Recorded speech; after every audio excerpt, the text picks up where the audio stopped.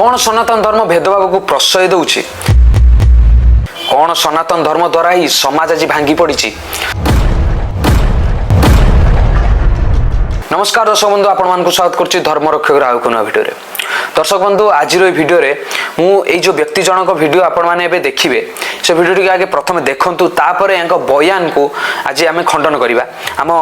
हमर स्क्रिप्चर्स रो सनातन धर्म रो स्क्रिप्चर्स रो रेफरेंस नै कि यांक बयान को आज खंडन करिबे। परे ताले तुम शास्त्र ग्रंथ केबे तयारी हला? तुम जो शास्त्र ग्रंथ रे वर्ण व्यवस्था अछि, चतुर्वर्ण व्यवस्था अछि, तुमर वेदरे चारि वर्ण व्यवस्था अछि, तुम मनुस्मृति रे चारि वर्ण व्यवस्था अछि, तुमर गीता रे चारि वर्ण व्यवस्था अछि जे चतुर्वर्ण मया सृष्ट गुण कर्म विभाग मु जाति गुण आ कर्म अनुसार चारि वर्ण सृष्टि करिछि। ताले सेटा कोन इंग्रज परे तयारी हेछि? এই ব্যক্তি জনক এটি কহিଛନ୍ତି যে ଆମ ସନାତନ ଧର୍ମ ଦ୍ୱାରା ହିଁ ଆମ ସମାଜ ଆଜି ଭାଙ୍ଗି ପଡ଼ିଛି। এই ଆମ ସନାତନ ଧର୍ମ ଦ୍ୱାରା ହିଁ ଆମ ସମାଜରେ ଲୋକମାନେ ବର୍ଣ୍ଣ ବ୍ୟବସ୍ଥାକୁ ଫଲୋ କରୁଛନ୍ତି, ଜାତି ପ୍ରଥାକୁ ଫଲୋ କରୁଛନ୍ତି। ଆମ ସନାତନ ଧର୍ମ ହିଁ ମୂଳ କାରଣ ଅଶାନ୍ତିର, ମାନେ ଏ କହିବାକୁ ଚାହୁଁଛନ୍ତି। ତ ୟାଙ୍କ ବିଚାରକୁ ଆଜି ମୁଁ ଖଣ୍ଡନ କରିବି। ତ ଚାଲନ୍ତୁ ୟାଙ୍କ ବିଚାରକୁ ଖଣ୍ଡନ କରିବା। ପ୍ରଥମେ ଆମେ ଆମ ଭଗବତ ଗୀତାରୁ ରେଫରେନ୍ସ ନେବା। ଆମ ଭଗବତ ଗୀତା ଦ୍ୱାରା ହିଁ ଆମେ ୟାଙ୍କ ବିଚାରକୁ ଖଣ୍ଡନ କରିବା। ଏବେ ଆମେ ଯିବା ଭଗବତ ଗୀତାର 6 ନମ୍ବର ଅଧ୍ୟାୟର 32 ନମ୍ବର ଶ୍ଲୋକ। ସେଠି ଭଗବାନ କୃଷ୍ଣ କଣ କହିଛନ୍ତି? ଦି highest yogi sees the happiness and suffering of others as his own। ମାନେ ଗୋଟେ ପ୍ରକୃତ yogi, ମାନେ ଗୋଟେ ପ୍ରକୃତ ସତ୍ୟ ବ୍ୟକ୍ତି, ଗୋଟେ ପ୍ରକୃତ ଧର୍ମ ବ୍ୟକ୍ତି ଅନ୍ୟ ମାନଙ୍କ ସୁଖ ଦୁଃଖକୁ ନିଜ ସୁଖ ଦୁଃଖ ଭାବରେ ଦେଖେ। ମାନେ ଆମ ସନାତନ ଧର୍ମ ମାନେ ଏଠି ଆମକୁ ଶିଖଉଛି ଯେ ଗୋଟେ ବ୍ୟକ୍ତିର ଯଦି ଦୁଃଖ ହଉଛି ତାହେଲେ ତା ଦୁଃଖକୁ ଆମେ ଆମ ନିଜ ଦୁଃଖ ହିସାବରେ ସ୍ୱୀକାର କରିବା, ଆଉ ତାର ସୁଖରେ ସାଥ ଦବା, ତା ଦୁଃଖରେ ବି ସାଥ ଦବା, ସବୁ କିଛି ସିଚୁଏସନ ଆମେ ତା ସାଥ ଦବା। ଆମ ସନାତନ ଧର୍ମ ଆମକୁ ଶିଖଉଛି।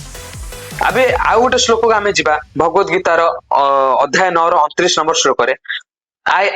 ଭଗବାନ କୃଷ୍ଣ କହିଛନ୍ତି, I am equal to all beings, no other is hateful or dear to ମି।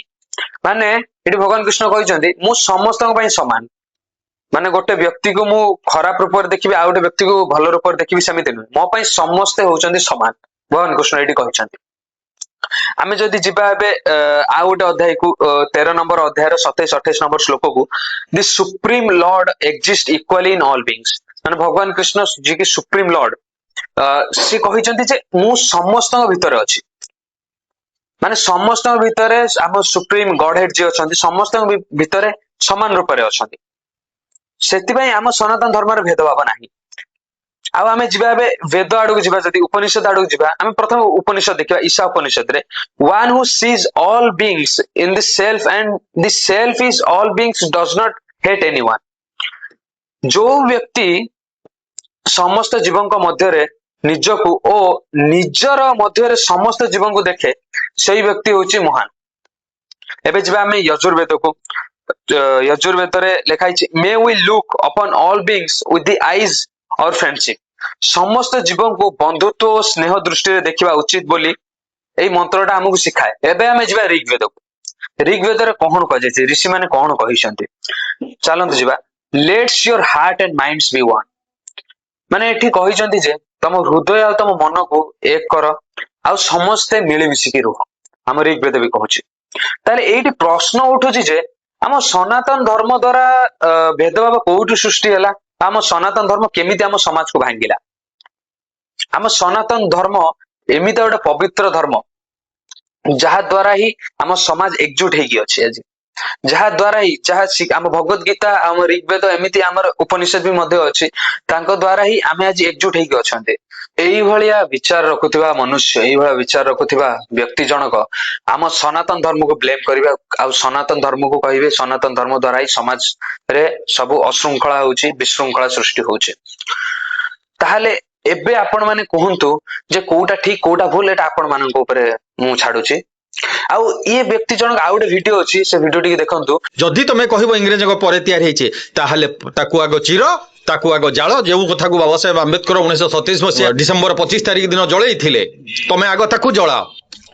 ବ୍ୟକ୍ତି ଜଣକ କହିଛନ୍ତି ଯେ ଯଦି ଜାତି ପ୍ରଥା ଇଂରେଜ ମାନଙ୍କ ଠାରୁ ଆସିଲା, ଯଦି ଇଂରେଜ ମାନଙ୍କ ଦ୍ୱାରା ହିଁ ମନୁସ୍ମୃତିରେ ଇଣ୍ଟରପ୍ରିଟେସନ ହେଲା, ଇଂରେଜ ମାନେ ହିଁ ଜାତି ପ୍ରଥାକୁ ପ୍ରଶ୍ରୟ ଦେଲେ, ତାହେଲେ ତମେ ସେଇ ଯୋଉ ମନୁସ୍ମୃତିରେ ଆଡ କରାଯାଇଛି ସେ ସବୁ ଶ୍ଲୋକ ଗୁଡା, ତାକୁ ସେ ମନୁସ୍ମୃତିକି ତାହେଲେ ତମେ ଜାଳି ଦିଅ।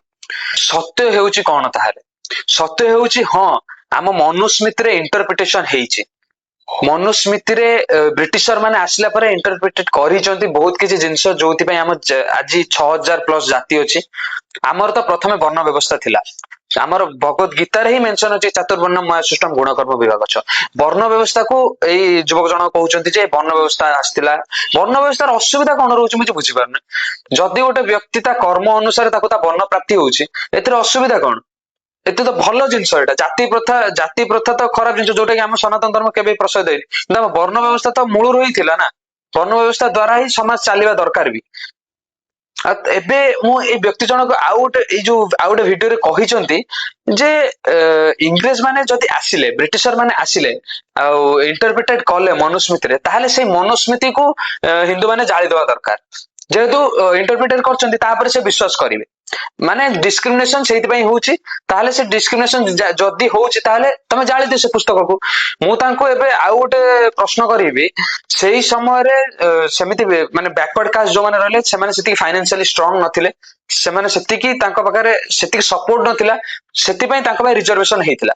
ଆଉ ଏବେ SC ST ବାଲା ରହିଲେ, ଅଦର ବ୍ୟାକୱାର୍ଡ କାଷ୍ଟ ମାନେ ଯୋଉମାନେ ରହିଲେ, ତାଙ୍କ ପାଖରେ ବହୁତ ସାରା ଅପସନ ଅଛି, ସେମାନେ ବି ଫାଇନାନ୍ସିଆଲି ଷ୍ଟ୍ରଙ୍ଗ ଅଛନ୍ତି, ତାହେଲେ ତାଙ୍କ ପାଇଁ ରିଜର୍ଭେସନ ହଉଛି। ତାହେଲେ ମୁଁ ଏବେ ଏଇ ସିଚୁଏସନ କୁ ନେଇକି ଯଦି କହିବି ଏଇଠି ଡିସ୍କ୍ରିମିନେଟ ହଉଛି ଜେନେରାଲ କ୍ୟାଟାଗୋରୀ ଆଉ ବ୍ୟାକୱାର୍ଡ କାଷ୍ଟ ଯେତିକି ରହିଲେ ତାଙ୍କ ସହିତ, ତାହେଲେ ମୁଁ ଆପଣଙ୍କୁ କହିବି ତାହେଲେ ସମ୍ବିଧାନକୁ ଆପଣ ଜାଳି ଦିଅନ୍ତୁ। ତାହେଲେ ଆପଣଙ୍କୁ ଏଇ କଥା କହିପାରିବି କି? ଆପଣ ଯେମିତି ମନୁସ୍ମୃତିକୁ ଜାଳିବା କଥା କହିଲେ, ସେଇ ଆଧାରରେ ମୁଁ ଆପଣଙ୍କୁ କହୁଛି ଆପଣ ତାହେଲେ ସମ୍ବିଧାନକୁ ଜାଳି ଦିଅନ୍ତୁ। ସେଟା ତ ହେଇପାରିବନି ନା। ଆପଣଙ୍କ ଏଇଭଳିଆ ବୟାନ ଆମ ସମାଜର ଯୁବପିଢିଙ୍କ ମାଇଣ୍ଡ କୁ ୱାଶ କରୁଛି। ସେଥିପାଇଁ ପ୍ରଥମେ ଆପଣଙ୍କୁ ମୁଁ ଅନୁରୋଧ କରୁଛି, ଆପଣ ଆଗେ ସ୍କ୍ରିପଚର ପଢନ୍ତୁ, ଆମ ଯେତିକି ମାନେ ରିଲିଜିୟନ ଫ୍ୟାକ୍ଟ ରହିଲା ତାକୁ ପଢନ୍ତୁ, ଜାଣନ୍ତୁ। ଆଗେ ନଲେଜ ଜାଣନ୍ତୁ, ତାପରେ ଆସିକି ଭିଡିଓରେ କ୍ୟାମେରା ଫ୍ରଣ୍ଟ ରେ ଆପଣ ମାଇକ ଧରିକି କହିବେ। ବିନା ନଲେଜ ରେ ଆସିକି ଅଯଥା ଏମିତି ବ୍ଲେମ ହୁଅନ୍ତୁନି। ତ ସେଥିପାଇଁ ଆମ ଯୁବପିଢିଙ୍କୁ ବି ମୁଁ ଅନୁରୋଧ କରିବି, ଯୋଉମାନେ ବି ଏଇ ଭିଡିଓ ଗୁଡାକୁ ଦେଖିକି ମାନେ ଆୱେର ହେଇଯାଉଛନ୍ତି, ସଚେତନ ହେଇଯାଉଛନ୍ତି, ନିଜକୁ ଭାବୁଛନ୍ତି ଯେ ମୁଁ ସଚେତନ ହେଇଗଲି, ତ ସେ ଭୁଲ କରନ୍ତୁନି। ଆପଣ ମାନେ ବି ପଢନ୍ତୁ, ଆପଣଙ୍କ ଭଗବତ ଗୀତା ଅଛି, ଗ୍ରନ୍ଥ ଅଛି, ଆହୁରି ବେଦ ଅଛି, ଆମର ପୁରାଣ ଉପନିଷଦ କେତେ କଣ ଅଛି ଜିନିଷ ଜାଣିବା ପାଇଁ। ତ ତାକୁ ଆଗେ ପଢନ୍ତୁ, ତାପରେ ଡିସିସନ ନିଅନ୍ତୁ। ତ ଆଜିର ଭିଡିଓରେ ଏତିକି। ଏଇଭଳିଆ ସଚେତନ ଭିଡିଓ ମୁଁ ଆପଣ ମାନଙ୍କ ନିକଟରେ ଆଗକୁ ବି ମଧ୍ୟ ନେଇକି ଆସିବି। ତ ସେଥିପାଇଁ ଆମ ଚ୍ୟାନେଲକୁ ସବସ୍କ୍ରାଇବ କରିଦିଅନ୍ତୁ, ଆଉ ସବସ୍କ୍ରାଇବ କରି ବେଲ ଆଇକନକୁ ବି ଟ୍ୟାପ କରିଦିଅନ୍ତୁ। ଆଉ ଏଇଭଳିଆ ଭିଡିଓ ଆପଣମାନଙ୍କ ନିକଟକୁ ଆଗକୁ ବହୁତ ଆସିବ। ଆଉ ବହୁତ ସାରା ଜିନିଷ ଅଛି ଯୋଉଟା କି ଆପଣମାନଙ୍କ ନିକଟକୁ ମୁଁ ନେଇକି ବି ଆସିବି, ଯୋଉ ବହୁତ ସାରା ଫ୍ୟାକ୍ଟ ଅଛି। ଜୟ ହିନ୍ଦ, ଜୟ ଭାରତ, ଜୟ ଶ୍ରୀରାମ।